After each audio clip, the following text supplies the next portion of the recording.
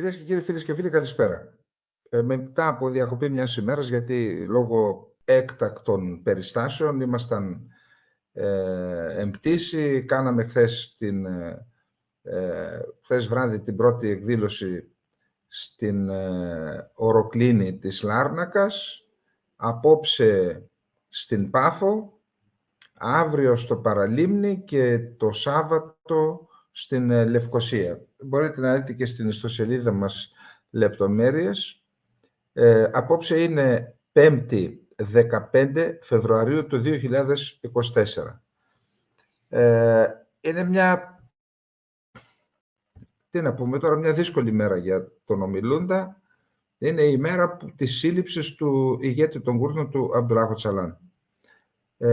Σαν σήμερα, πριν από 25 ολόκληρα χρόνια, είδαμε όλοι στις τηλεοράσεις τον Κούρδο ηγέτη να σύρεται ως φέρουν το σταυρό του μαρτυρίου από τους διώκτες του, να σύρεται στα τουρκικά κάτεργα και στη συνέχεια ξέρουμε όλοι ότι καταδικάστηκε σε ισόβια δεσμά, εις θάνατον δηλαδή, απαγορεύεται ο θάνατος σε ισόβια δεσμά και μέχρι στιγμής είναι φυλακισμένος στη φυλακή του Ήμραλη της ελληνικής νήσου Καλόλυμνος που βρίσκεται στη θάλασσα του Μαρμαρά.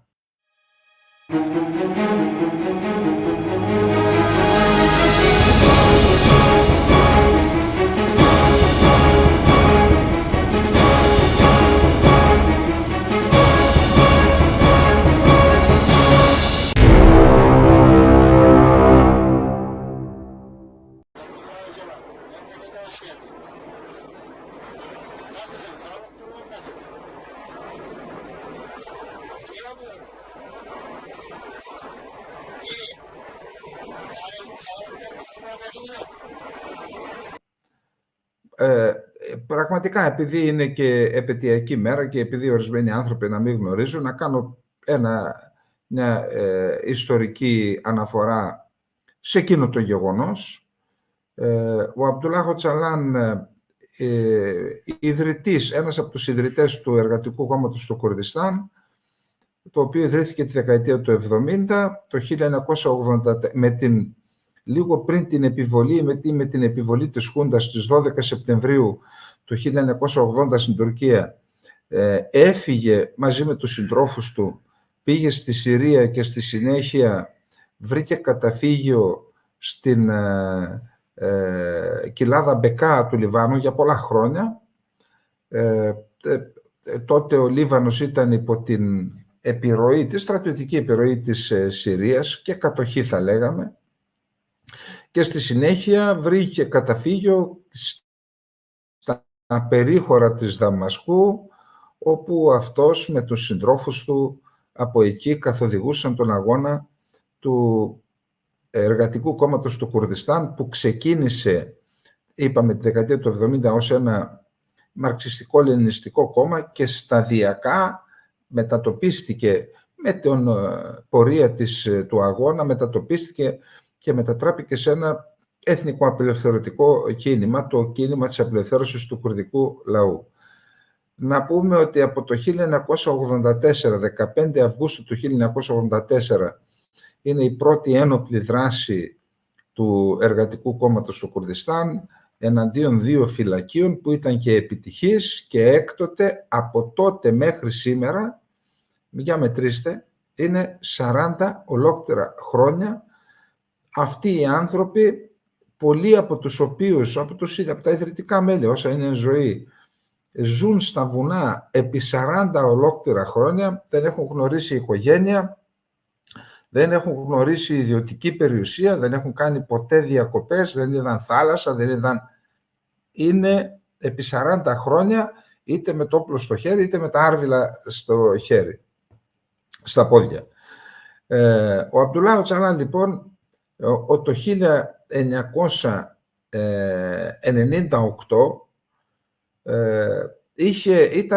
και ενώ ήταν σε μια κρίσιμη καμπή ο αγώνας τους, την 1η Σεπτεμβρίου του 1988 έκανε μία μονομερή ανακήρυξη εκεχηρίας. Είπε δηλαδή, εμείς σταματάμε τις επιχειρήσεις εναντίον στόχων του τουρκικού κράτους και των τουρκικών όπλων δυνάμεων και θα απαντήσουμε μόνο αν μας επιτεθούν. Δηλαδή όταν αν βρεθούμε σε καθεστώς νόμιμης άμυνας, σε κατάσταση νόμιμης άμυνας θα απαντήσουμε. Αυτή όσες κινήσεις έκανε από την πλευρά του το Εργατικό Κόμμα του Κουρδιστάν και ο ίδιος ο Οτσαλάν για να βρεθεί μια πολιτική λύση στο κουρδικό, και όταν λέμε πολιτική λύση τι εννοούμε? Οι Κούρδοι ήθελαν αναγνώριση της εθνικής τους ταυτότητας, της γλώσσας και των πολιτιστικών τους δικαιωμάτων. Δηλαδή ήθελαν στην ουσία μια, ας πούμε, πολιτισμική αυτονομία. Με αυτό δήλωναν ότι είναι έτοιμοι να καταθέσουν τα όπλα. Όμως, επειδή το έχουμε πει για τους παλιούς φίλους του καναλιού, το τουρκικό κράτος, το τουρκικό σύνταγμα, η ιδεολογία του τουρκικού κράτους δεν ανέχεται οποιαδήποτε παραχώρηση σε ζητήματα εθνικής ταυτότητας και γλώσσας. Με βάση το τουρκικό σύνταγμα, όσοι κατοικούν στην Τουρκία είναι Τούρκοι. Μα πώς είναι Τούρκοι, αφού υπάρχουν 20 εκατομμύρια άνθρωποι, πολλοί από αυτούς μαθαίνουν τα τουρκικά όταν πηγαίνουν στο σχολείο. Η μητρική τους γλώσσα είναι τα κουρδικά. Όλοι τους, μιλάμε για αιώνες, πριν έρθουν οι Τούρκοι στην περιοχή, αυτοί ήταν σε εκείνα τα εδάφη. Πώς είναι Τούρκοι? Δηλαδή, όταν ήρθαν οι Τούρκοι και τους βρήκαν, τι ήταν? Τούρκοι που αντάμωσαν με τους Τούρκους? Μιλάμε για μια τρέλα. Επειδή λοιπόν τέτοιες περιπτώσεις δυσκόλευαν, έφεραν σε δυσχερή θέση το τουρκικό κράτος, τότε λίγες μέρες μετά, αν δεν κάνω λάθος 8-9 Σεπτεμβρίου, πήγε ο αρχηγός του Γενικού Επιτελείου Στρατού της Τουρκίας, εκεί στην Αντιόχεια, σε ένα φυλάκιο κοντά στα σύνορα με τη Συρία, ο Ατίλα Ατές, στρατηγός Ατίλα Ατές, αρχηγός στρατού Ξηράς, και έκανε μια πολύ σοβαρή δήλωση. Είχε προηγηθεί μια δήλωση του Μεσούτ Γιλμάζ, του Πρωθυπουργού, και μετά ήρθε η δήλωση, το καλοκαίρι ήταν του Μασούτ Γιλμάζ. Θα έλεγα ότι ήταν και συμβιλική η δήλωση εναντίον της Συρίας, εναντίον αυτών που προστατεύουν τους τρομοκράτες σε εισαγωγικά. Ήρθε λοιπόν μετά ο Ατίλα Ατές, μια εβδομάδα περίπου μετά την ανακοίνωση, την επίσημη διεθνή, ότι πάμε σε μονομερία και χειρία και ζητάμε την ειρήνη. Η 1η Σεπτεμβρίου είναι η Διεθνής ημέρα της ειρήνης. Τότε το έκανα. Πήγε λοιπόν ο Ατίλα Ατές και απείλησε ευθέως την Συρία ότι εάν δεν απελάσει τον Αμπτουλάχ Οτσαλάν, ο οποίος ήταν γνωστό ότι κατοικεί στη Δαμασκό, τότε η Τουρκία επιφυλάσσεται να εισβάλλει και να τιμωρήσει τη Συρία. Είναι η περίοδος επαναλαμβάνω, Σεπτέμβριος του 1998. Είναι η περίοδος όπου η Ρωσία, η μετασοβιετική Ρωσία του Μπόρις Γέλτσιν διάγει τη χειρότερη περίοδο της ιστορίας, της νεότερης ιστορίας της μετασοβιετικής Ρωσίας. Συγγνώμη. Είναι η περίοδος όπου το κράτος δεν έχει να πληρώσει συντάξεις, πεθαίνουν οι γέροντες από το κρύο και από την έλλειψη τροφίμων, αφού δεν έχουν να φάνε, και δεν μπορεί πρακτικά η Ρωσία να ανταπεξέλθει στο ρόλο που έπαιζε ως προστάτηδα δύναμη της Συρίας του Χαφέζ Αλ-Άσαντ. Και με την υψηλή κάλυψη της Μόσχας, ο Χαφέζ Αλ-Άσαντ προστάτευε τους Κούρδους για δικούς του εθνικούς λόγους. Όχι επειδή τους αγαπούσε, επειδή είχε στα χέρια το ένα μέσο πίεσης απέναντι στην Τουρκία για να το αυξομειώνει την πίεση αναλόγως με την πορεία των έργων στο συγκρότημα των φραγμάτων Ατατούρκ, όπως τα λέγανε, το Γκινέι Ανατολού Προζεσί, που εάν ολοκληρωνόταν αυτό θα αποκτούσε η Τουρκία, το απέκτησε τώρα, τη δυνατότητα να κλείνει τις φτρόφιγγες από τον Τίγρη στο Ιράκ, από τον Εφράτη στην Συρία, και να δημιουργεί σοβαρότατα προβλήματα στην οικονομία αλλά και στην επιβίωση των πολιτών, γιατί έχουν και πόσιμο νερό από τον Εφράτη. Άρα γι' αυτό τον στήριζε, αλλά είχε και την υψηλή υποστήριξη της Μόσχας. Τότε λοιπόν συνέβη το εξής.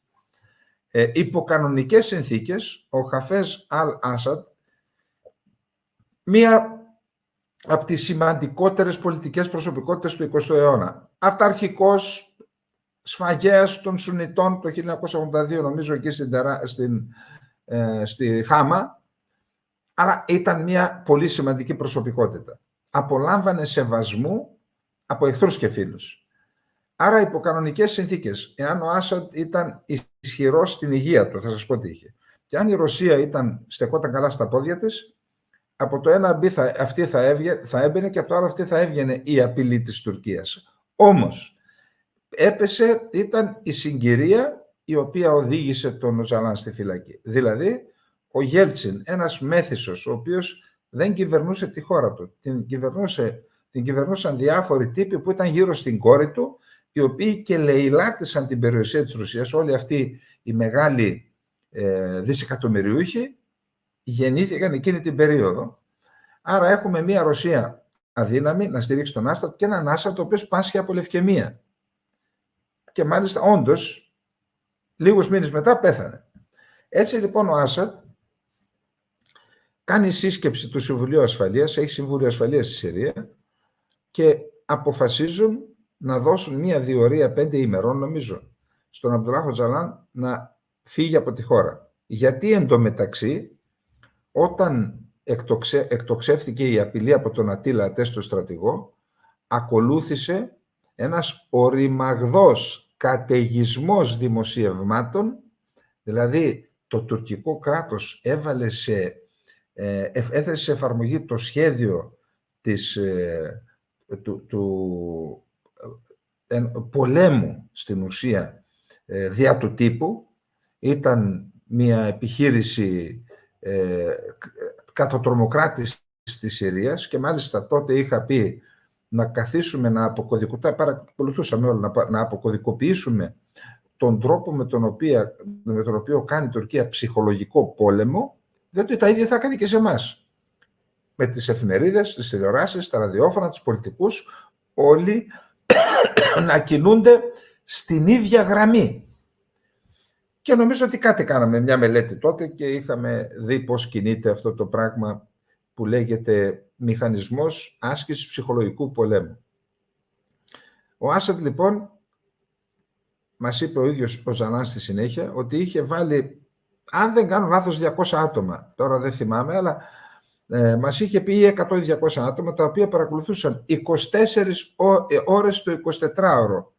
Όλα τα μέσα ήταν τότε στα σφάγανα και το διαδίκτυο, τα πάντα, και κωδικοποιούσαν τις δηλώσεις, τα δημοσιεύματα, τα κατέτασαν σε κατηγορίες, τα ανέλυαν και έδιναν ανατακτά χρονικά διαστήματα μέσα στη μέρα, έδιναν τις αναφορές τους, έφταναν μέχρι τον ίδιο τον Άσαντ.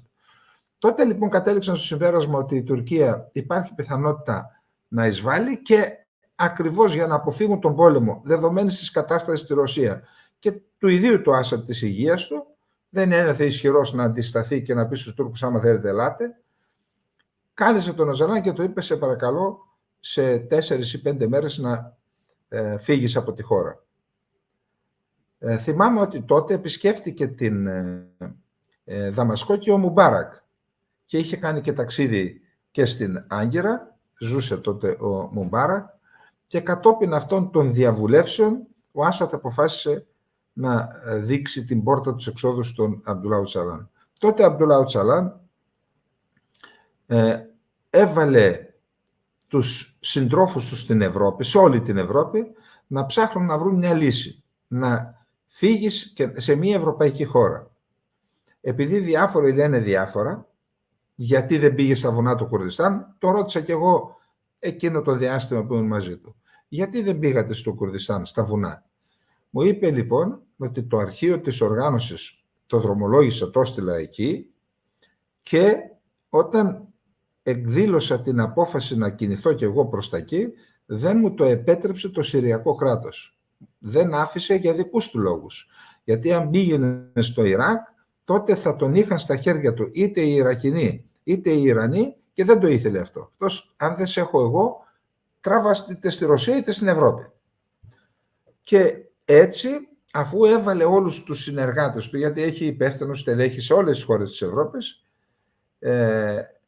κάλεσε στη Δαμασκό έναν Έλληνα πολιτικό, τον κύριο Κωνσταντίνο Μπαντοβά, γόνο μιας μεγάλης και ένδοξης οικογένειας της Κρήτης. Η πρόγονή του, δεν ξέρω, ίσως ο πατέρας του, ήταν ο άνθρωπος που απέτρεψε τον εμφύλιο στην Κρήτη. Ήταν καπετάνιος και είπε, εδώ δεν θα χύσουμε αδερφικό αίμα, και στην Κρήτη δεν χύθηκε αδερφικό αίμα. Ο Μπαντοβάς, λοιπόν, που έπαιζε το ρόλο του συνδέσμου μεταξύ του κινήματος του κουρδικού και της ελληνικής κυβέρνησης, τον κάλεσαν στη Δαμασκό. Πήγε στη Δαμασκό και εκεί του ζήτησαν να επιτραπεί στον Οζαλάν να έρθει για λίγες μέρες στην Ελλάδα μυστικά μέχρι να τακτοποιήσουν την άδεια από ένα κράτος της Ευρώπης, η σύντροφή του, να πάει σε κάποια χώρα της Ευρώπης να ζητήσει άσυλο. Στην Ελλάδα εργόταν μυστικά. Πήγε λοιπόν, του είπαν, δεν θα μιλήσουμε ανοιχτά στο τηλέφωνο, γύρνα στην Ελλάδα, μίλα με την κυβέρνηση και με μία συνθηματική λέξη, μπορείς να στείλεις το γράμμα για παράδειγμα, αυτό θα σήμαινε ότι μπορούμε να έρθουμε στην Ελλάδα. Όντως, νομίζω Τετάρτη πήγε ο κύριος Μπαντοβάς και επέστρεψε ίσως αυθημερών, δεν θυμάμαι, την επόμενη μέρα, και κατόπιν συνεχώς οχλήσεων από τη Δαμασκό, τελικά ο κύριος Μπαντοβάς, όπως λέει η κουρδική πλευρά, είπε το ναι, ελάτε. Εγώ λοιπόν είναι Παρασκευή πρωί, είμαι στο γραφείο μου στην υπηρεσία και με καλεί ο διοικητής, ο Αείμνηστος Σταυρακάκης πάνω, λέει, πού είναι, λέει ο Οτζαλάν, πού είναι, στη Δαμασκό. Δεν είχαμε γνώση του τι ακριβώς συμβαίνει, παρακολουθούσαμε την ένταση και τον ψυχολογικό πόλεμο της Τουρκίας, αλλά λέω, στη Δαμασκό. Για ψάξε. Πήγα λοιπόν, έκανα κάποια τηλεφωνήματα όπου μπορούσα, με τρόπο φυσικά για να μην τους δώσω. Όλοι μου λέγανε εκεί που είναι, δεν υπάρχει κάποια αλλαγή. Και μετά μου είπε, έλα μαζί μου, πήγαμε στο αεροδρόμιο και είδαμε ότι ο Αμπτουλάχ Οζαλάν ήρθε στην Ελλάδα. Εκεί λοιπόν έγινε μία διαπραγμάτευση. Ο ίδιος είπε, ήρθα γιατί στην ουσία μου δώσατε άδεια, δηλαδή πήρα την έγκριση με τον τρόπο που σας προανέφερα. Έψαξαν να βρουν τον κύριο Μπαντοβά, δεν μπορούσαν να τον βρουν. Τελικά ο κύριος Μπαντοβάς είχε μιλήσει στην κυβέρνηση, αλλά δεν είχε πει ακριβώς ποιος θα έρθει, ότι θα έρθει ένας ασθενής. Εν πάση περιπτώσει έγινε μία περίπου 3ωρη-4ωρη σκληρή διαπραγμάτευση. Εκεί είδα όντως τις διαπραγματευτικές ικανότητες και του ενός και του άλλου, και του κύριου Σταυρακάκη και του κύριου Οζαλάν. Και ενώ η Ελλάδα ήταν έτοιμη να τον μπροστά στο αδιέξοδο να τον προστατέψει για ένα διάστημα, ήρθε ένα φάξ από τη Ρωσία, από τους συντρόφους του Οζαλάν, το οποίο το υπέγραφε ο Μητροφάνοφ, ήταν ο πρόεδρος εξωτερικών και άμυνας της Βουλής της Ρωσίας. Και στο όνομα που είχε ένα διαβατήριο πλαστό Οζαλάν, υπήρχε μια πρόσκληση. Τον καλούσαν λοιπόν να πάει, πήρε βίζα από την ρωσική πρεσβεία και τελικά ζήτησε έναν Έλληνα από τον κύριο Σταυρακάκη, έναν αξιωματούχο, να τον συνοδεύσει, και ο κύριος Σταυρακάκης με έστειλε, τον πήγα στη Ρωσία. Εκεί τον υποδέχθηκαν με στην ουσία μία ημιεπίσημη τελετή, δηλαδή ήταν ο Μητροφάνοφ και 2-3 άλλοι βουλευτές και ένας σύντροφος Κούρδος του Οζαλάν. Τον περίμεναν στο Σερεμέτεβο, αν δεν κάνω λάθος, στο αεροδρόμιο. Εγώ πήρα εντολή να μην πατήσω το ρωσικό έδαφος, να μείνω πάνω στο αεροπλάνο και όντως δεν το πάτησα. Έβλεπα όμως από μέσα. Τον πέρασαν ένα κασκόλ κόκκινο, του έδωσαν μια ανθοδέσμη λουλούδια. Γι' αυτό σας είπα, ήταν μια ημιεπίσημη υποδοχή και έφυγε. Μετά από αυτό λοιπόν μόλις επέστρεψα, είπα στον αρχηγό, κοίτα, να ανοίξουμε ένα φάκελο αυτής της υπόθεσης, διότι ναι μεν πέρασε από εδώ, πήγε εκεί, αυτό που ξέρουμε είμαστε 3 άνθρωποι, να δούμε αν υπάρχουν διαρροές στον ελληνικό ή στον ξένο τύπο, για να δούμε από πού και γιατί διέρευσε. Μου λέει εντάξει, παρακολούθα, το έκανα αυτό. Ο Αμπτουλάχ Οτζαλάν έμεινε στην Ρωσία 33 μέρες. Εκεί λοιπόν συνέβη του έκαναν μία σκευωρία οι Ρώσοι. Ο Αμπτουλάχ Οτζαλάν κάθε Παρασκευή έβγαινε ζωντανά στον τηλεοπτικό σταθμό των Κούρδων δορυφορικό και έβγαινε με δορυφορικό τηλέφωνο και συμμετείχε σε μία ζωντανή εκπομπή. Και μέσα από αυτήν την παρουσία, στην ουσία κρατούσε ζωντανό το κίνημά του στα βουνά του Κουρδιστάν, μέσα στην Τουρκία, στα άλλα τμήματα του Κουρδιστάν και στην Ευρώπη. Και μέσα με τους τρόπους που είχαν αυτοί, έδινε και τα μηνύματα που ήθελε. Την πρώτη Παρασκευή ήταν στην Ελλάδα, ήταν τότε που δεν συμμετείχε. Τη δεύτερη δεν συμμετείχε. Την τρίτη ζήτησε από τους Ρώσους να συμμετάσχει και αυτοί του έδωσαν την άδεια. Αυτό ήταν μια παγίδα. Την προηγούμενη μέρα τον έβγαλαν έξω για ένα φαγητό, και αυτό ημιεπίσημο, εκτός σε ρεστοράν κανονικά, και του είπαν βγες και μίλα. Βγήκε λοιπόν Παρασκευή και μίλησε, και την επόμενη μέρα μπήκαν οι καγεμπίτες, μπούκαραν μέσα στο σπίτι του. Το σπίτι ήταν ενός βουλευτού, τέλος πάντων, ο οποίος τον μπούλησε στους Τούρκους τελικά, από ό,τι αποκαλύφθηκε. Και μπήκαν οι καγεμπίτες μέσα με τους φακέλους, του έδειξαν ότι οι Ηνωμένες Πολιτείες Αμερικής, το Ισραήλ, η Τουρκία γνωρίζουν πού βρίσκεται επακριβώς, γιατί παρακολούθησαν, λέει, την ακτίνα του δορυφορικού τηλεφώνου. Άρα πρέπει να φύγεις από αυτό το σπίτι. Μα λέει, εσείς μου καλέσατε, πού να φύγω? Τον πήγαν σε ένα άλλο σπίτι, στο σπίτι νομίζω του Μητροφάνοφ, και τελικώς εκεί άρχισαν οι πιέσεις να εγκαταλείψεις, διότι πλέον δεν μπορεί η Ρωσία να σε προστατέψει. Εσύ φταίς που βγήκες και έδειξες στην ουσία που βρίσκεσαι. Έμεινε 33 μέρες στη Ρωσία ο Οτζαλάν, και τότε είχαν μια πολύ μεγάλη επιτυχία. Δεν έχει σημασία η κατάληξη, για τότε ήταν μια μεγάλη επιτυχία.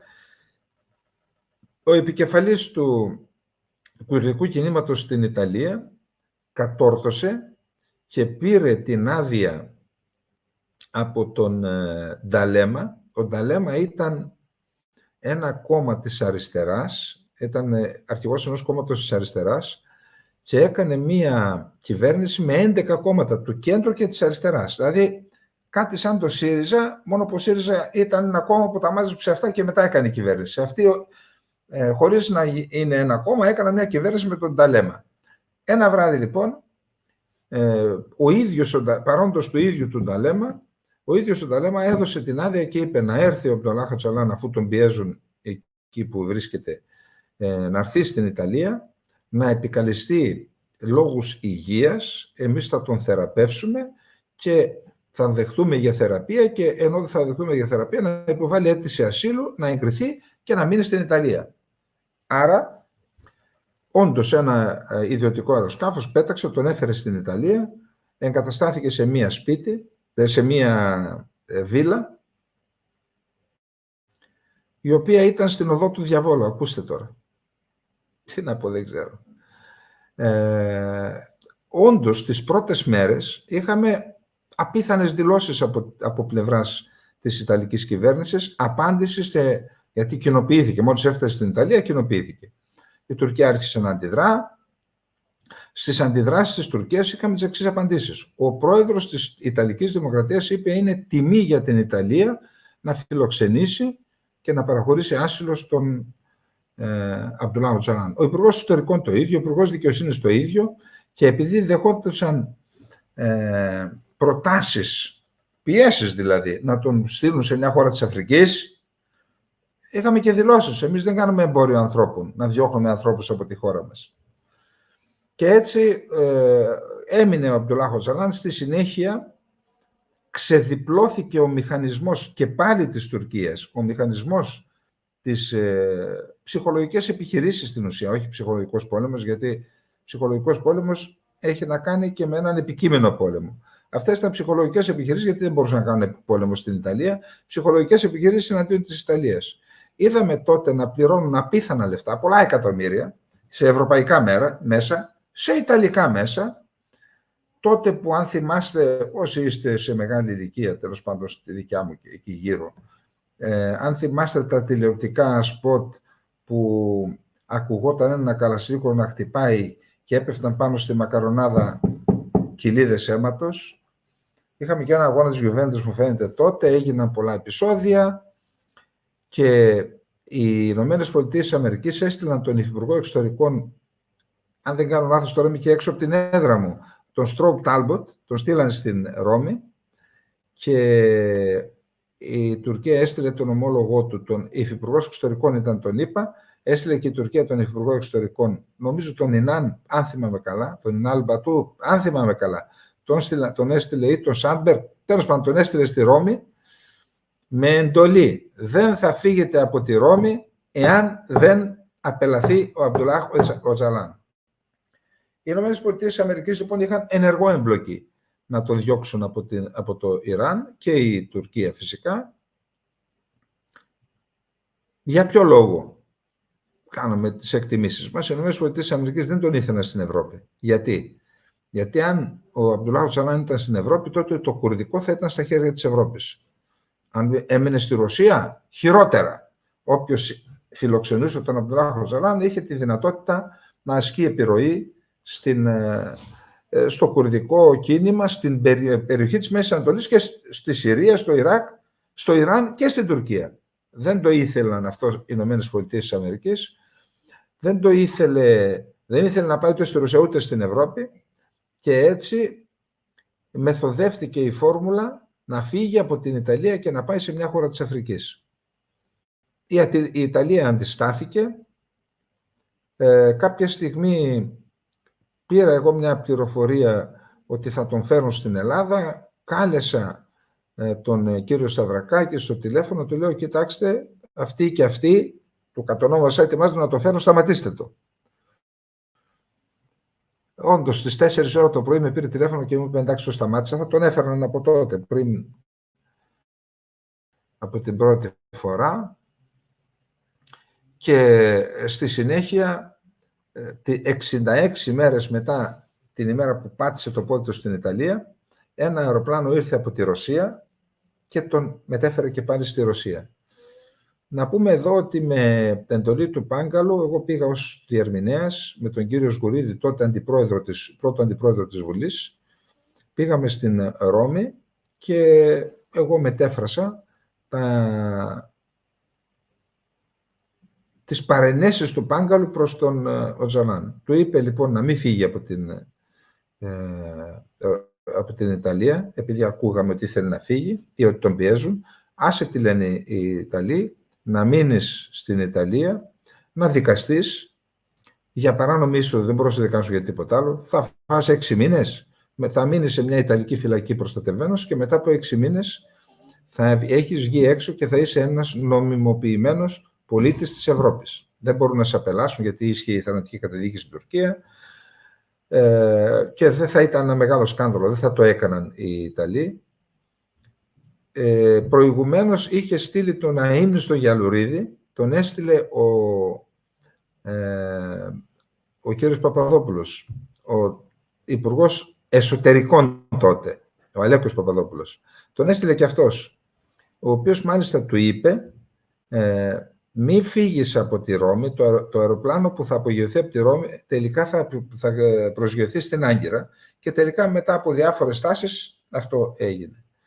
Εν πάση περιπτώσει, ο Οτζαλάν πιέστηκε από την Ιταλία, μου είπε ότι εγώ δεν μπορούσα να προκαλέσω την κατάρρευση της κυβέρνησης Νταλέμα, δεν το σήκωνε η συνείδησή μου. Δηλαδή, μου έδωσε ο άνθρωπος το OK να πάω και μετά να πέσει από την κυβέρνηση εξαιτίας μου και αυτό έφυγε. Εκεί λοιπόν συμπεριφέρθηκε, ας πούμε, συναισθηματικά κατά την άποψή μου, και να έπεφτε ο Νταλέμα θα ήταν ήρωας για ένα τέτοιο θέμα, ως αριστερός. Σε έναν πολιτικό, είπε όλη την ιστορία ο Νταλέμα ένα βράδυ, κάπου βρέθηκαν, και ο πολιτικός αυτός με κάλεσε κάποια στιγμή να μου τα εξιστορήσει. Δεν βρήκα χρόνο να τον Έλληνα πολιτικό να πάω και να μου τα πει. Εν πάση περιπτώσει, ξαναπήγε στη Ρωσία και πήγε στη Ρωσία τέτοιες μέρες, δηλαδή 15 μέρες πριν από τώρα, τέλη Ιανουαρίου. Η κατάσταση εκεί, με το που πάτησε, άρχισε ενώ την πρώτη φορά είχαμε ημιεπίσημη υποδοχή, εκεί άρχισαν να του φέρονται άσχημα, με κανέναν σεβασμό, και μάλιστα όταν ήταν να επισκεφτεί τη Μόσχα η Μαντλίν Ολμπράιτ, καθόλου τυχαίο, ήξεραν ότι είναι εκεί, ο τότε Υπουργός Εξωτερικών είπε ότι να φύγει από και το δήλωσε μετά και στη συνέντευξή του, ζήτησε να φύγει έξω από τη ρωσική επικράτεια, γιατί η Μαντλίν Ολμπράιτ θα με ρωτούσε αν είναι ο Ζαλάν στο έδαφος μας, και δεν θα καταλάβαινε ότι την έλεγα ψέματα. Θα με κοίταγε στα μάτια και θα καταλάβαινε. Ο Γευγένη Πριμακόφ ήταν ο Υπουργός Εξωτερικών, λύκος παλιός της ΚΑΓΚΕΜΠΕ και της διπλωματίας, που είχε κάνει στη Βαγδάτη, είχε κάνει στη Μέση Ανατολή, το ήξερε το κουρδικό. Είπε λοιπόν, δεν μπορούσα να πω ψέματα, και εγώ εκείνη τη στιγμή είχα να διαχειριστώ χειμώνας, τέτοιες εποχές, την κρίση της χώρας μου. Ήθελα 1,5 εκατομμύριο δόση από το Διεθνές Νομισματικό, 1,5 δισεκατομμύριο δόση από το Διεθνές Νομισματικό Ταμείο, για να σώσω τους συνταξιούχους μου που πέθαναν κατά χιλιάδες, δεκάδες και εκατοντάδες χιλιάδες. Και αυτό ήταν ένας όρος, να διώξουμε τον Οζαλάν για να πάρουμε το 1,5 δισεκατομμύριο. Και προτίμησα να κάνω αυτό, να δω τα συμφέροντα της χώρας μου. Αυτές είναι μαρτυρίες που έδωσε στη συνέχεια όταν ρωτήθηκε γιατί εσείς με τόση παράδοση στα κινήματα. Έτσι τον στείλανε στην Ντουσαμπέ, σε μια αεροπορική βάση που διαθέτει η Ρωσία στο Τατζικιστάν. Εκεί έμεινε κρατούμενος στην ουσία, καμία επικοινωνία με τον έξω κόσμο, με τους συντρόφους του. Ξέρετε, αυτοί που είναι σε τέτοια κινήματα, αν χάσουν επαφή με τους συντρόφους, νιώθουν ότι φεύγει η γη κάτω από τα πόδια τους. Φοβούνται ότι θα τους αρπάξουν κάποιοι, αυτοί που τον κυνηγούν, θα διαλύσουν το κίνημα. Και μετά από αυτό λοιπόν επέστρεψε στην Ρωσία, και εκεί έγινε το τελικό βήμα από διαφόρους στην Ελλάδα, και τον έφεραν στην Ελλάδα, που ήταν η τελευταία έλευσή του στην Ελλάδα. Με την τελευταία έλευσή του στην Ελλάδα, ο κύριος Σταυρακάκης ήταν στο Βουκουρέστι όταν ήρθε. Είχε πιόνι, δεν μπορούσε να απογειωθεί το αεροπλάνο του, ήρθε με αυτοκίνητο μέχρι τη Σόφια και από εκεί πήρε αεροπλάνο, νομίζω σε 130, και ήρθε. Πήρε την υπόθεση πάνω του, άρχισε τις διαπραγματεύσεις. Τον προτείναμε να τον βάλουμε σε ένα καράβι ή σε υποβρύχιο, δεν ξέρω να σας πω, σε ένα καράβι, και να βγει στις ακτές της Λιβύης. Δεν ήταν αρνητικός μέχρι και αυτό γιατί ο Καντάφη τότε ήταν φιλικά προσκύμενος σε αυτόν, είχαν καλές σχέσεις. Ζήτησε να πάει στη Βηρητό, αυτή ήταν η επιλογή του, στο Λίβανο ξανά. Η Ελλάδα είπε ότι δεν μπορεί να το κάνει αυτό, στη Λιβύη μπορούσε να το κάνει με περισσότερη ασφάλεια. Τελικώς βρέθηκε μια λύση από την ίδια την πλευρά του κουρδικού κινήματος, να μεταβεί στην Ολλανδία. Εκεί λοιπόν ζήτησε και πάλι έναν άνθρωπο αξιωματούχο από την Ελλάδα να είναι δίπλα του. Η υπηρεσία έστειλε εμένα και ο ίδιος ζήτησε, λέει, αυτός που με πήγε στη Μόσχα, στείλτε αυτόν πάλι, που ξέρει και τουρκικά. Επιβαστήκαμε σε ένα ιδιωτικό αεροσκάφος. Το σχέδιο ήταν να πάμε στη Λευκορωσία, στο Μίνσκ, στο αεροδρόμιο της Λευκορωσίας, και εκεί θα ερχόταν ένα κάργο από μια βαλτική χώρα, νομίζω από τη Λετωνία, ένα κάργο, θα επιβιβαζόταν από το δικό μας αεροπλάνο απευθείας στο κάργο, έτσι ήταν το σχέδιο, και το κάργο είχε προορισμό τη Γουινέα. Όμως θα σταματούσε, στο σχέδιο πτήσης είχε να κατέβει στο Ρότερνταμ για ανεφοδιασμό. Όντως προσγειωθήκαμε στο αεροδρόμιο του Μίνσκ, μείον 18 βαθμούς είχε εκείνο το βράδυ. Τελικώς κατέβηκε ένας φίλος από το αεροπλάνο, πήγε στο αεροδρόμιο για να ρωτήσει τα στοιχεία πτήσης του κάργο αεροσκάφους που θα ερχόταν, σε ποια ώρα θα ερχόταν για να μπορέσει να γίνει η μεταφορά. Τελικά, μετά από αρκετές ώρες αναζητήσεων, το αεροσκάφος που είχε προγραμματιστεί να έρθει δεν ήρθε ποτέ. Εγώ δεν έμαθα ποτέ γιατί δεν ήρθε. Μείναμε πόσες ώρες εκεί, κοντέψαμε, πεθάναμε από το κρύο, μέσα σε ένα μικρό αεροσκάφος με σβησμένο κινητήρα, από αλουμίνιο, αναπτύσσονται, πέφτει η θερμοκρασία σε βαθμό, κοντέψαμε, πεθάναμε από το κρύο δηλαδή. Και εκτός από αυτό, μας ήρθε και ένας στρατιώτης στην σκάλα του αεροπλάνου, το βάλαμε μέσα, μην κρυώνει, γιατί και αυτός θα πέθανε από το κρύο. Και μετά η Αθήνα είπε να αποβιβαστεί ο Οτζαλάν και εγώ στην Λευκορωσία και να βρει λύση. Αυτό δεν το δέχθηκε. Πώς να κατεβώ, άλλο ήταν το σχέδιο. Επιστρέψαμε στην Ελλάδα, μετά πήγαμε στην Κέρκυρα και από την Κέρκυρα έγινε ένα ατύχημα εκεί αεροπορικό, πήγαμε σε ένα άλλο αεροδρόμιο στην Πελοπόννησο στρατιωτικό και από εκεί πετάξαμε για το Ναϊρόμπι.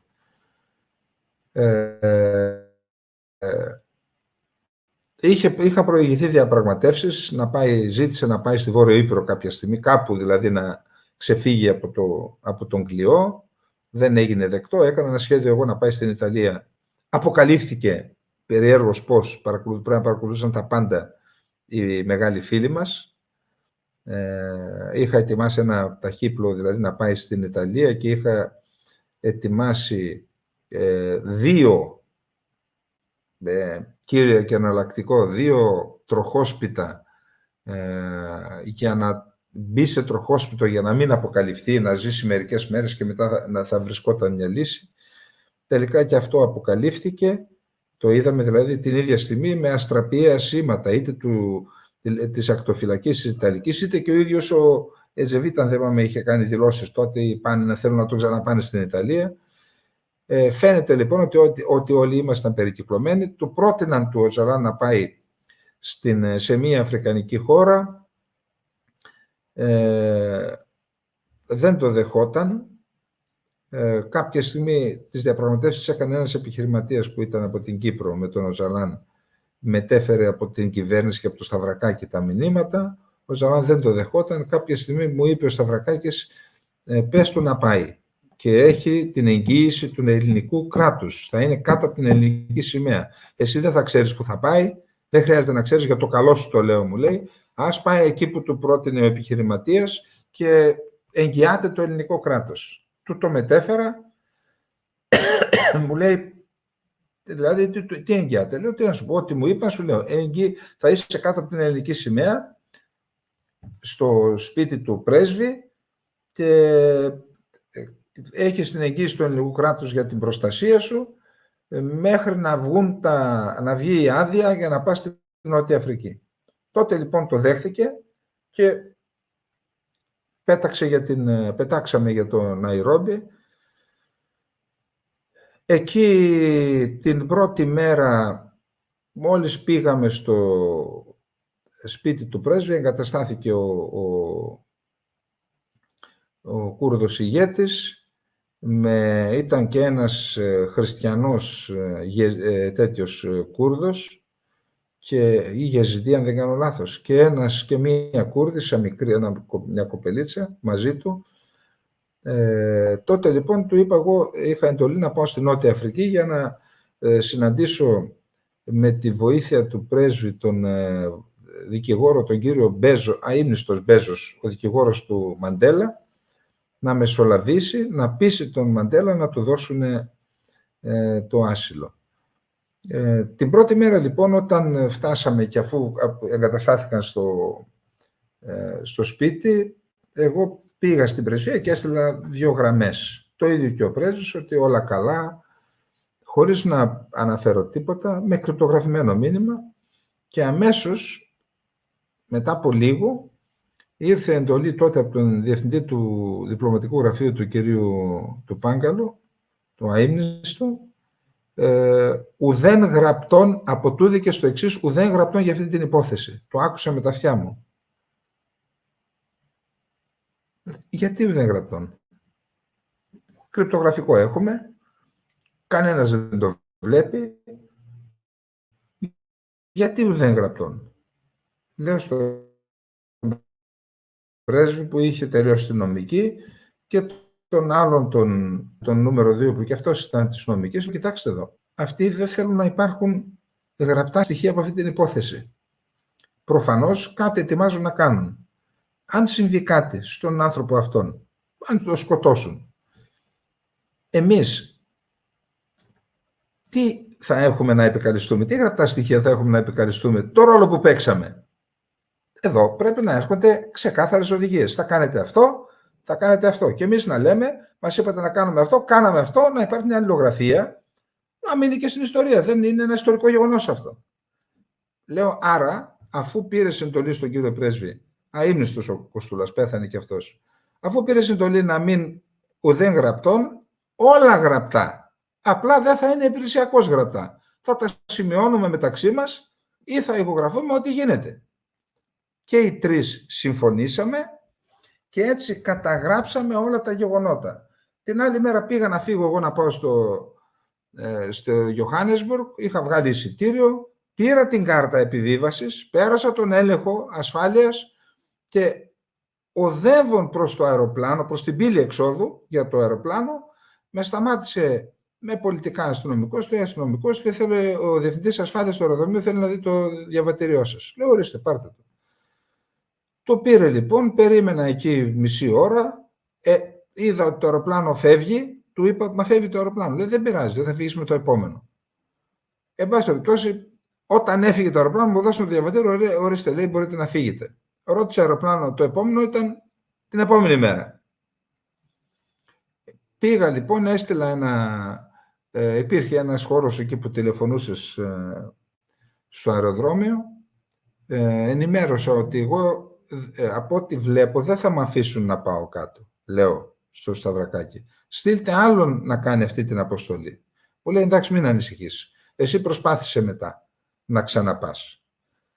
Τέλος πάντων, επέστρεψα στην πρεσβεία και μετά από μία μέρα, 2 μέρες, ζήτησε το Υπουργείο Εξωτερικών το διαβατήριό μου.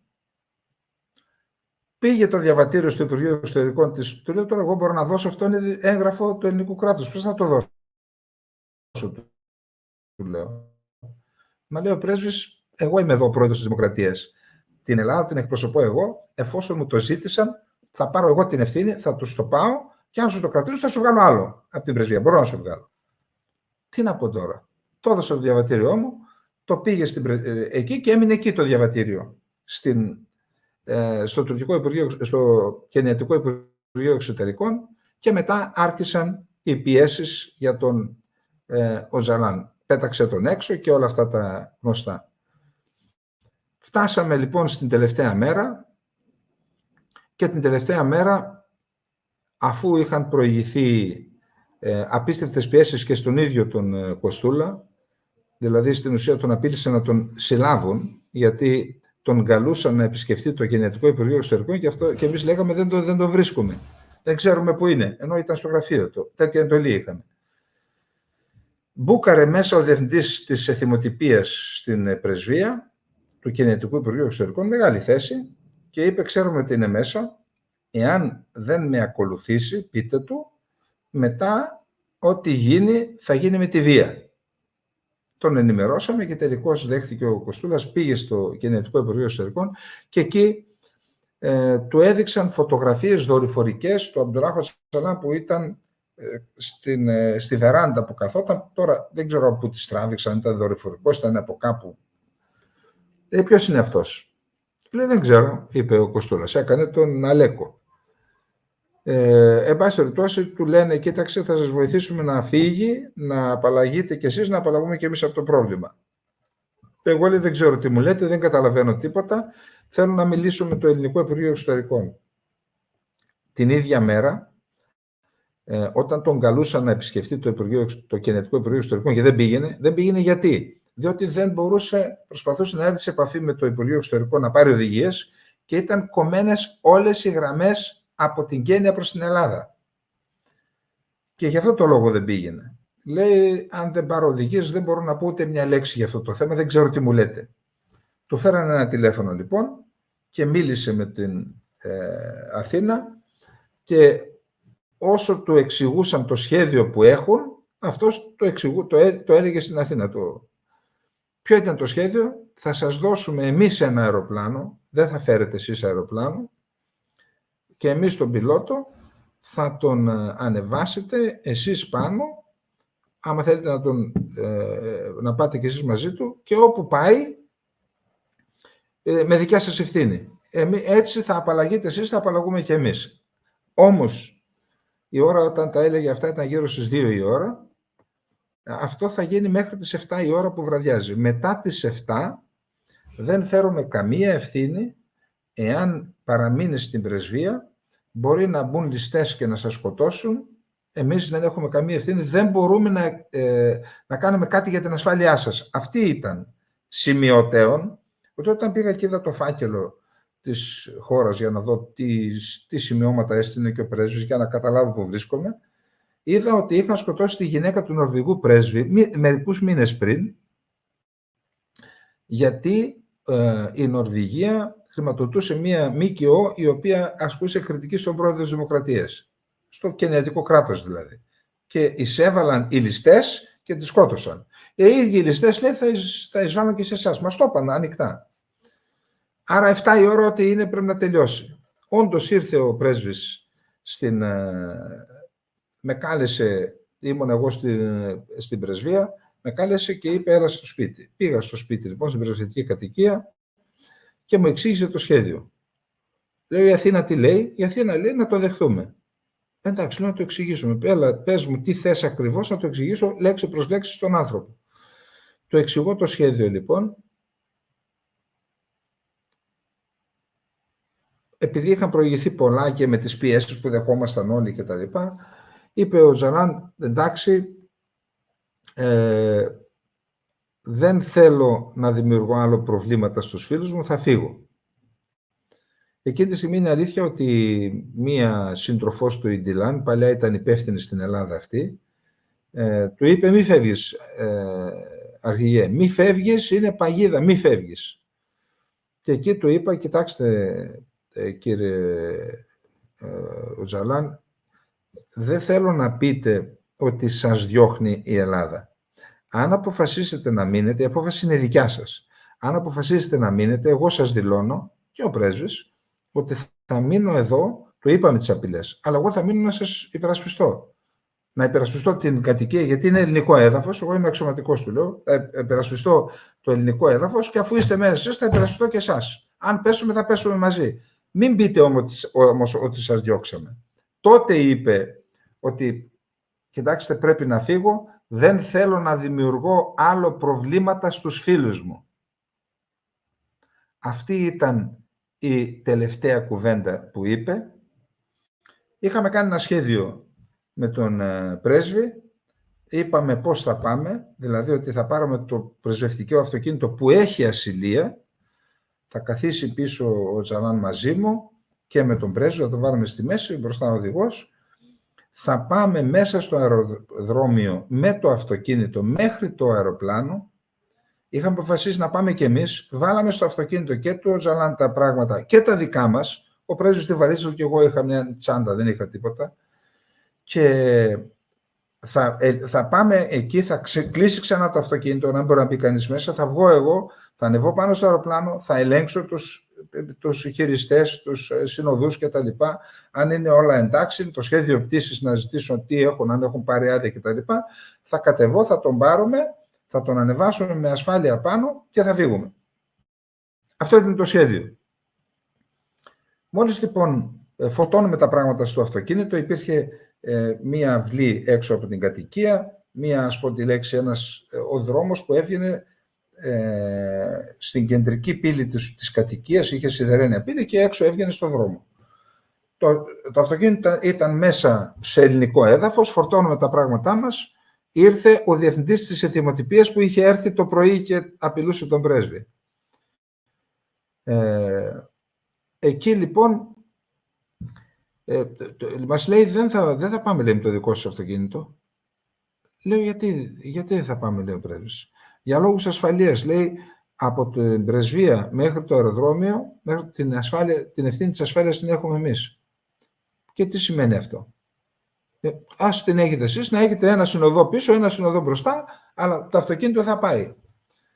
Δεν επιτρέπεται, υπόψη ότι όλα αυτά γίνονται στις 7 παρα 5 και στις 7 η ώρα λίγη διορία. Είναι τότε που λες ότι έχουμε διαστολή του χρόνου.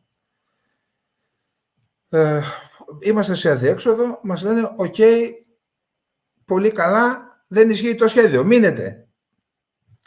Το εξηγούμε στον Οζαλάν και πώς θα πάμε. Λέει έχουμε αυτοκίνητα έξω. Βγήκα λοιπόν έξω, είδα τα αυτοκίνητα, 5 αυτοκίνητα, έγραψα τους αριθμούς, τον τύπο και τους αριθμούς των κυκλοφορίας για να μείνουν για την ιστορία. Είδα τους οδηγούς, όλοι ήταν Κενιάτες, δεν υπήρχαν λευκοί δηλαδή και τέτοια, γιατί υποπτευόμουν κάποια άλλη χώρα, γιατί οι άλλες χώρες θα μου πείτε έχουν και αυτοί του ιδίου χρώματος. Τώρα δεν μπορούμε να μιλήσουμε κιόλας να μας πούν και ρατσιστές, έτσι, αλλά εν πάση περιπτώσει βγήκαμε έξω και είπα στον πρέσβη εντάξει, αλλά θα μπούμε μαζί μέσα στο αυτοκίνητο, πάλι με το ίδιο σχέδιο. Εσύ από τη μια πλευρά, εγώ από την άλλη. Και θα το βάλουμε ανάμεσα, να μην μπορούν να μας τον αρπάξουν. Μπαίνουμε λοιπόν, πάμε στο αυτοκίνητο, στο μεσαίο από τα 5 αυτοκίνητα, ήδη είχε βραδιάσει, βγήκαμε από την πρεσβευτική κατοικία, μπήκε ο Ζαλάν μέσα και μόλις μπήκε ο Ζαλάν μέσα, μπήκαν και στην πλευρά του πρέσβη και στη δική μου, μπήκαν με πολιτικά αστυνομικοί Κενιάτες, είπαν δεν μπορείτε να μπείτε μαζί. Εσείς θα μπείτε, λέω, ένας στο μπροστινό, άλλο στο πίσω αυτοκίνητο. Γιατί? Για λόγους ασφαλείας. Όπως καταλαβαίνετε, η υπόθεση ήδη είχε χαθεί. Επειδή λένε ορισμένοι διάφορα, γιατί δεν το σκότωσες και δεν αυτοκτόνησες, ακούστε. Την ευθύνη για την ζωή του και για την επιβίωση του την είχε ο ίδιος ο αρχηγός του κινήματος. Δεν μπορούσα να το κάνω εγώ. Δεν είναι δικιά μου ευθύνη να αποφασίσω για το αν θα ζήσει, έστω φυλακισμένος ή όχι, ο ηγέτης μιας χώρας. Δεν είναι δικιά μου ευθύνη, δεν έχω κανένα δικαίωμα να το κάνω. Και όποιος το λέει αυτό, πραγματικά δεν ξέρει αποχειρισμό τέτοιων υποθέσεων, να μην πω τίποτα άλλο. Ο ίδιος, εγώ του είπα ότι αν μείνεις, θα μείνω και θα σε προστατέψω την πρεσβεία με κίνδυνο της ζωής μου. Μέχρι εκεί. Μέχρι εκεί, ούτε αυτοκτονίες, ούτε να τους σκοτώσεις και τα λοιπά. Να τους σκοτώσω και μετά να κατηγορούν εμένα και την οικογένειά μου ότι σκότωσα τον ηγέτη ενός κινήματος. Τι λέτε καλέ? Εν πάση περιπτώσει, εκεί επί της ουσίας είχαμε να κάνουμε με 4 κράτη. Ένα ήταν το ελληνικό κράτος που ήθελε να τον δώσει, ένα ήταν το τουρκικό κράτος που ήθελε να τον πάρει, ένα ήταν το κενιατικό κράτος το οποίο ήθελε να τον δώσει και ένα ήταν το αμερικάνικο κράτος που ήταν πανταχού παρόν. Λένε ότι ήταν και το Ισραήλ είχε ένα ρόλο, το πιστεύω και εγώ, αλλά δεν μπορώ να το αποδείξω. Το πιστεύω πάντως ότι είχε και αυτό έναν ενεργό ρόλο στην όλη υπόθεση. Ήταν και η Βρετανία, δεν ήταν παρούσα, είχε στείλει μια ομάδα εφέδρων, πρώην καταδρομών και SAS, SAS δηλαδή, τους είχε στείλει στο Έντεμπε, νομίζω, μας το είπε ο πρόεδρος της Δημοκρατίας, για να έρθουν στην Κένια να κάνουν την καταδρομική επιχείρηση εις βάρος του. Άρα και η Αγγλία ήταν στο παιχνίδι, απλά δεν την είδα εκεί. Εν πάση περιπτώσει, εκεί λοιπόν είχαμε να κάνουμε, εμείς που προσπαθήσαμε να τηρήσουμε την νομιμότητα, ενώ ο πρέσβης, ο Διοκοφωτάκης και εγώ, είχαμε να κάνουμε με 4 κράτη. Όλες τις μέρες που ήταν υπό την ευθύνη μας ο Τζαλάν, πολεμήσαμε βάλαμε τα στήθη μας μπροστά, τις ζωές μας μπροστά για να το προστατέψουμε. Από εκεί και μετά, όταν έφτασε η ώρα, η 7 το βράδυ που έλεγε το τελεσίγραφο, ο ίδιος ο Οτζαλάν πήρε τις αποφάσεις του. Αν έμενε, θα έμενα κι εγώ μαζί του, ήμουν αποφασισμένος, δεν μπορούσα να κάνω και πίσω και θα τον προστάτευα και δεν ξέρω τι θα γινόταν. Πήρε τις αποφάσεις του και συνέβη αυτό που συνέβη. Έκτοτε, ο άνθρωπος αυτός βρίσκεται στη φυλακή, τα τελευταία 10 χρόνια νομίζω είναι και σε απομόνωση. Ελάχιστες φορές τον ίδιο αδερφός του. Δεν έχει καμία επαφή με το κίνημά του. Γιατί ο Οτζαλάν από κάποια στιγμή και μετά κατάλαβε ότι μέσα από τις επαφές με τους δικηγόρους, ότι στην ουσία διοικεί και καθοδηγεί το κίνημα το οποίο γίνεται επικίνδυνο για την Τουρκία. Κάποια στιγμή είχε πει ο Ετζεβίτ, δεν καταλάβα ακόμα, γιατί ο Ετζεβίτ ήταν πρωθυπουργός, γιατί μας τον έδωσαν οι Αμερικανοί. Προσέξτε λέξη, γιατί μας τον έδωσαν οι Αμερικανοί. Να σας πω εγώ τι κατάλαβα. Οι Αμερικανοί, σας είπα, δεν ήθελαν να πέσει στα χέρια των Ρώσων. Δεν ήθελαν να πέσει στα χέρια των Ευρωπαίων. Επειδή δεν υπήρχε άλλη διέξοδος, τον έδωσε στα χέρια των Τούρκων μετά από συμφωνία του σταθμάρχη της CIA στην Άγκυρα και του διοικητή της ΣΜΙΤ. Η συμφωνία έλεγε θα συλληφθεί, δεν θα θανατωθεί και οι Κούρδοι θα έχουν το δικαίωμα να κάνουν νόμιμη πολιτική στην Τουρκία, γιατί μέχρι τότε όλα τα κόμματα τα απαγορεύανε. Μέσα από αυτήν την διαδικασία οι Αμερικανοί θεώρησαν ότι ο Οτζαλάν στη φυλακή να μπορεί να επικοινωνεί και οι Κούρδοι με έναν πολιτικό ρόλο, τον οποίο ίσως να το βοήθησαν και αυτοί, ότι θα αποκτήσουν αυτοί πλέον τον έλεγχο του Κουρδικού. Στο Ιράκ τον είχαν ήδη με το κράτος που ιδρύθηκε, άρα και στην Τουρκία θα είχαν τον έλεγχο του Κουρδικού για να μπορούν να ασκούν επιρροή και στην Τουρκία και στο Ιράν και στο Ιράκ και στη Συρία. Αυτή είναι η τραγική ιστορία της παράδοσης Οτζαλάν. Επειδή λέγονται πολλά για την αποφυλάκησή του και υπήρχαν και συζητήσεις να πάει σε κατοίκο περιορισμό ο Αμπτουλάχ Οτζαλάν. Ο ίδιος ο Ερντογάν το συζητούσε αυτό. Έγιναν συζητήσεις για πολιτική λύση στο κουρδικό, αλλά όταν εμφανίστηκε το ζήτημα, το πρόβλημα με τον Γκιουλέν και ο Ερντογάν αρπάχτηκε κυριολεκτικά από τους γκρίζους λύκους, από το κόμμα των γκρίζων λύκων, τότε αναγκάστηκε να υιοθετήσει τη θέση των ακροδεξιών και των εθνικιστών και έτσι σταμάτησε κάθε συζήτηση για πολιτική λύση στο κουρδικό ή και για απελευθέρωση σε κατοίκο περιορισμό δηλαδή του Αμπτουλάχ Οτζαλάν. Αυτή είναι η κατάσταση στο ζήτημα αυτό. Σαν σήμερα είδαμε όλοι τις εικόνες όσον αφορά την Ελλάδα.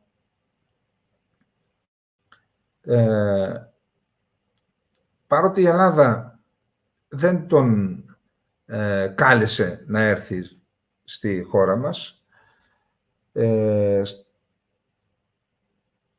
στην ουσία φορτώθηκε αυτό το βαρύτατο στίγμα της παράδοσης του Οτζαλάν στους Τούρκους. Υπήρχαν σχέδια να διασωθεί, η κυβέρνηση τότε δεν ήθελε να εμπλακεί και στην ουσία υποτάχτηκε και υπέκυψε στις πιέσεις και η Ελλάδα έγινε ο Μουτζούρης, ο καταδότης δηλαδή του Οτζαλάν στο βάρβαρο και φασιστικό τουρκικό κράτος. Αυτή είναι η πραγματικότητα. Αυτό ήθελα να πω στην απόψινή εκπομπή ως μια κατάθεση από την μαρτυρική Κύπρο που βρίσκομαι, ως μια κατάθεση, μια προσωπική μαρτυρία για την παράδοση του Κούρδου ηγέτη στους Τούρκους. Αυτά λοιπόν, να είστε όλες και όλοι καλά. Καληνύχτα.